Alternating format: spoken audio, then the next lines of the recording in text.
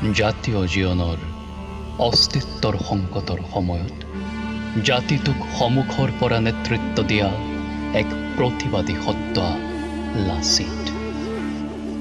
সংগ্ৰামক জীৱনৰ সাহস হিচাপে লৈ অসমীয়াৰ চৰণত সৰ্বস্ব ত্যাগ কৰিবলৈ সদা প্ৰস্তুত এজন স্বাভিমানী অসমীয়া লাচিত।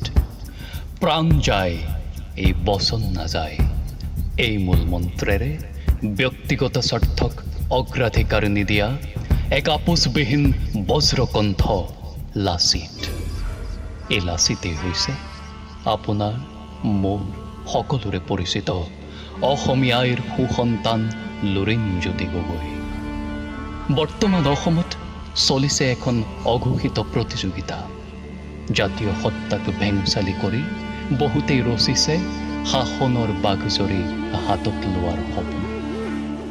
কিন্তু ব্যতিক্ৰমী হৈ জাতীয় সত্তা নিজ নীতি আদৰ্শক মূলধন কৰি লুৰিণজ্যোতি আগবাঢ়িছে, সংগ্ৰাম টঙালি বান্ধিছে অসমীয়াৰ চৰণ পুজিবলৈ একক অনন্য হৈ।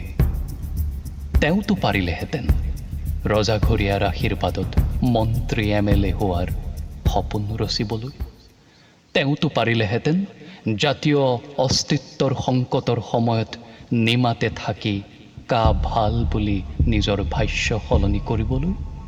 সদৌ অসম ছাত্ৰ সন্থাৰ মজিয়াৰ পৰা শাসনাধীষ্ঠ দলত চামিল হ'বলৈ তেওঁতো পাৰিলেহেঁতেন।